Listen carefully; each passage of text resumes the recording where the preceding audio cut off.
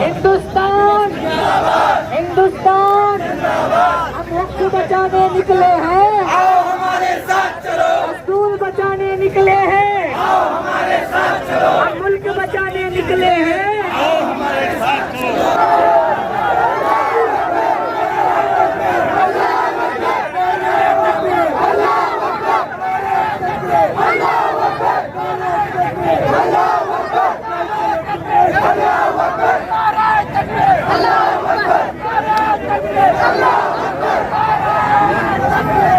कि हुकूमत ये कानून पास करके हमें क्या करना चाहती है, इसलिए लोगों हमें इस कानून को समझने की जरूरत है।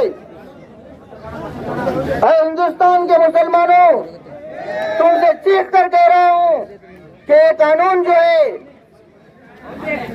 हिंदुस्तान की बका को खत्म करने का कानून है। अब भी न समझोगे हिंदुस्तान के मुसलमानों, तुम्हारी दास्तान तक नहीं रहेगी हिंदुस्तान के दास्तानों में। ये बात याद रख लेने की जरूरत है। और ये आज कानून के खिलाफ हमें लड़ना होगा, हमें उठना होगा। मेरे भाइयों, जो कौम उसी कौम की हुकूक और उसी कौम की हुकूक को छीना जाता है, आजादी को छीना जाता है, जो ख्वाबे खरगोश के मजे ले रही है, अगर अब भी हम लोग नहीं समझेंगे तो हमारा नाम और निशान मिटा दिया जाएगा। इसलिए हमें लड़ाई दूर और देर तक लड़नी है, चाहे हमें जिंदगी के किसी भी मरहले से गुजरना पड़े, चाहे हम कफन सर पर बांध कर भी अगर हम लड़ना पड़े तो लड़ने के लिए तैयार होना चाहिए।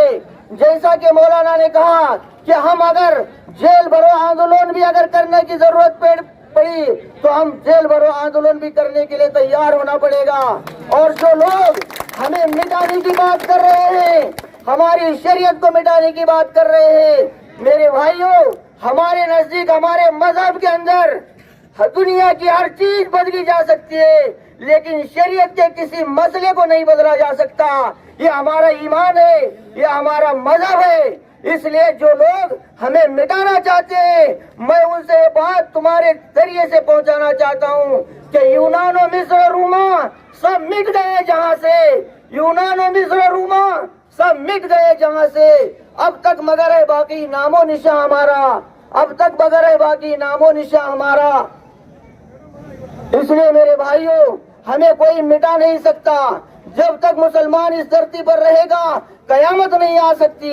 इसलिए हमें जो है ये लड़ाई जो है दूर और देर तक लड़नी है। इसलिए जो मेरे भाइयों, हमें इस लड़ाई के लिए हर वक्त हर तरीके से, चाहे कफन बांध कर क्यों न हो, अपनी जिंदगी को खत्म करने के लिए क्यों न हो, हमें इस लड़ाई को लड़ने के लिए तैयार रहने की जरूरत है। खुदा की कसम, मुस्लिम पर्सनल लॉ बोर्ड के तहत जो है हमें कानून की लड़ाई लड़नी होगी, अमन और शांति के साथ इस कानून को और इस कानून के खिलाफ हमें लड़ाई आगे जारी रखनी होगी। इसलिए लोगों, हमें ख्वाबे खरगोश से होश में आना चाहिए। इसलिए हमें हुकूमत के मंशा को समझने की आज जरूरत है। इसलिए मैं चंद बातों पर अपनी बात को खत्म करना चाहता हूँ। All India Muslim personal law board ವತಿಯಿಂದ ತಬಕವಿ ಬನಟ್ಟಿ ತಾಲೂಕಿನೊಳಗೆ ವಕಫ್ ಹಟಾವ್ ಅಮನ್ ಲಾ ಒದಗಿಸಿ ಒಂದು ಪ್ರೋಗ್ರಾಮನ್ನು ಹಮ್ಮಿಕೊಂಡಿದ್ದೇವೆ. ಅದರ ಸದರಾದಂಥ ಬನಟ್ಟಿ ಅಂಜುಮನ್ ಅಧ್ಯಕ್ಷರಾದಂಥ ಬುಡಾನ್ ಜಮಾದಾರ್ ಅವರೇ, ಜಮಿಯತಿ ಉಲ್ಮಾ ಹಿಂದ್ ಸದರ್ ಮೌಲಾನಾ ಮೊಹಸಿನ್ ಅವರೇ, हाफिज आबिद साहब और रामपुर के अंजुमन चेयरमैन शकील साहब और सेक्रेटरी सद्दाम कुर्बू साहब, खसूस से आइब खान साहब, सारे के भाइयों को अस्सलाम वालेकुम रहमतुल्लाहि व बरकातुहू। देरता रबकवी बनट्टी सारे हमारे भाइयों को अस्सलाम वालेकुम, जय भीम। उद्देश्य ಏನಪ್ಪ ಅಂತಂದ್ರೆ ವಕ್ಫ್ ಅಮೆಂಡ್ಮೆಂಟ್ ಬಿಲ್ 2024 ಈ ಕಾನೂನನ್ನ ಎನ್ಡಿಎ ಸರ್ಕಾರ, ಬಿಜೆಪಿ ಸರ್ಕಾರ ಈ ಕಾನೂನನ್ನ ಜಾರಿ ಮಾಡಿದ್ದಾಗಿದೆ. ಯಾಕಂತಂದ್ರೆ ಇದು ಸಂವಿಧಾನದ ವಿರೋಧಿ ಕಾನೂನು. ಆರ್ಟಿಕಲ್ 25 ಮತ್ತು 26 ಈ ದೇಶಕ್ಕೆ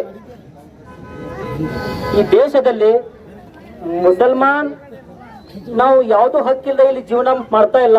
ನಮ್ಮ ಹಕ್ಕು ಈ ದೇಶಕ್ಕೆ ಬಹಳಷ್ಟಿವೆ. ನಾವು ನೋಡ್ತಾನೆ ಇದ್ದೀವಿ 2014ರಿಂದ ಇದೇನು ಕೋಮುವಾದಿ ಸರ್ಕಾರ ಈ ದೇಶದಲ್ಲಿ ಕಾಲಿಟ್ಟಿದೆ, ಒಂದಾಗಣ ಒಂದು ಇಸ್ಲಾಂ ಹುಕುಮನ್ನ ಕಸಿತಾ ಹೋಗ್ತಾ ಇದ್ದಾರೆ. ನೋಡಿ, ಈ ದೇಶಕ್ಕೆ ಸ್ವತಂತ್ರ ಸಿಗ್ಬೇಕಾದ್ರೆ ನಮ್ಮ ಪೂರ್ವಜರು, ನಮ್ಮ ಹಿರಿಯರು, ಬೇಕಾದ್ರೆ ನಾನು ಅವ್ರಿಗೆ ಹೇಳ್ತೇನೆ, ಇಂಡಿಯಾ ಗೇಟಲ್ಲಿ ಹೋಗಿ ನೋಡಿ ಬನ್ನಿ. 60,000 ಈ ದೇಶದಲ್ಲಿ ಹುತಾತ್ಮರಾದಂತ ಲಿಸ್ಟು ಈ ಭಾರತದಲ್ಲಿ ಯಾವ್ದಾರಿತ್ತು ಅಂತಂದ್ರೆ ಅದೇ ಮುಸಲ್ಮಾನರಿದೆ. ಈ ವಕ್ಫ್ ಆಸ್ತಿಯಲ್ಲಿ ಸಿರ್ಫ್ ಮಸ್ಜಿದ್ ಮದರ್ಸ ಅಷ್ಟೇ ಇಲ್ಲ, ಆ ಹುತಾತ್ಮರ ಶವನು ಈ ದೇಶದ ಮಣ್ಣಲ್ಲಿ ಕೂಡಿದೆ ಬಂಧುಗಳೇ. ಇವತ್ತು ಈ ಸರ್ಕಾರ ಈ ಆಸ್ತಿಯನ್ನು ಕಸಲಿಕ್ಕೆ ಹೊಂಟಿದೆ. ಈ ದೇಶಕ್ಕಾಗಿ ಸ್ವತಂತ್ರಕ್ಕಾಗಿ ಹೋರಾಟದ ವೀರರ ಒಂದು ಶವವನ್ನು ಕಸಲಿಕ್ಕೆ ಹೊಂಟಿದೆ ಇವತ್ತಿನ ಈ ಸರ್ಕಾರ. ಯಾಕಪ್ಪ ಅಂತಂದ್ರೆ ಈ ಸರ್ಕಾರ ಈ ವಕ್ಫ್ ಅಮೆಂಡ್ಮೆಂಟ್ ಬಿಲ್ ಆಗೋಕ್ಕಿಂತ ಮುಂಚೆ ಆದ್ರೂ ಕೂಡ ನಮ್ದೊಂದು ಹಕ್ಕಿತ್ತು, ಟ್ರಿಪಲ್ ತಲಾಕ್. ಇದನ್ನ ಯಾರು ತಗೊಂಡ್ ಬಂದಿದ್ದೀರಿ? ಇದನ್ನ ಮೋದಿ ಸರ್ಕಾರನ? ಇಲ್ಲ ಮೇರಾ ಭಾಯಿಯೋ, ಜಿಬ್ರೈಲ್ ಅಲೈಹಿಸ್ಸಲಾಂ ಅಲ್ಲಾಹ್ ಕಿ ನಬಿ ಜಮಾನದೊಳಗೆ ತಂದು ಕೊಟ್ಟಂತ ಒಂದು ಫರಜ್ ಇದು. ಇವತ್ತು ಅದು ನಮ್ಮ ಕೈಯಿಂದ ಹೋಗ್ತಾ ಇದೆ. ಆಜಾನ್ ಏನಿದು? ಆರ್ಟಿಕಲ್ 25 ಆಜಾನ್, ನನ್ನ ಧರ್ಮ ಪ್ರಚಾರವನ್ನು ನಾನು ಮಾಡಲೇಬೇಕು, ನನ್ನ ಹಕ್ಕು. ಈ ಹಕ್ಕನ್ನ ಕಸಿದುಕೊಳ್ಳುವ ಅಧಿಕಾರ ಯಾವ ಮಗನಿಗೂ ಇಲ್ಲ, ಯಾವ ಅಪ್ಪನಿಗೂ ಇಲ್ಲ. ಇದು ಯಾಕಪ್ಪ ಅಂತಂದ್ರೆ ಹಿಜಾಬ್ ಅಂದ್ರೆ ಏನು? ಇದು ನಮ್ಮ ಹಕ್ಕು. ಇದನ್ನಾದ್ರೂ ಕೂಡ ಹುಜೂರ್ ಅಲೈಹಿಸ್ಸಲಾಂ, ಜಿಬ್ರೈಲ್ ಅಲೈಹಿಸ್ಸಲಾಂ ಅವ್ರೇನಿದ್ರು ಹುಜೂರ್ ಅಲೈಹಿಸ್ಸಲಾಂ ಕೈ ತಂದು ಕೊಟ್ರು. ಈ ದೇಶಕ್ಕೆ ನಾವು ಹಿರಿಯರು ಒಂದು ಹಕ್ಕನ್ನು ಬಿಟ್ಟು ಕೊಟ್ರಿಕ್ಕಿಲ್ಲ. ಶಹಾದತ್ ಆದ್ರು 60,000 ಮಂದಿ ಶಹಾದತ್ ಆದ್ರೂ ಕರೆ ಒಂದು ಅವ್ರ ಹಕ್ಕನ್ನು ಬಿಟ್ಟು ಕೊಟ್ರಿಕ್ಕಿಲ್ಲ. ಇವತ್ತು ನಾವು ಹಿಂದೂಸ್ತಾನದಲ್ಲಿ 20 ಕೋಟಿ ಇದೀವಿ. ಎಷ್ಟು? 25 ಕೋಟಿ ನಾವು ಇದೀವಿ.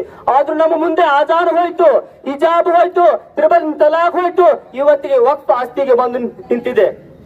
ಮುಸಲ್ಮಾನೋ हालात आते हैं कभी टेरते नहीं, हालात आते हैं कभी टेरते नहीं. बातिल कितनी ताकतवर हो, हक उसके सामने झुकते नहीं. बातिल कितनी ताकतवर हो, हक उसके सामने झुकते नहीं. अगर हिस्ट्री उठा कर देखे हक के सामने बातिल झुक कर रहेगा इंशाअल्लाह.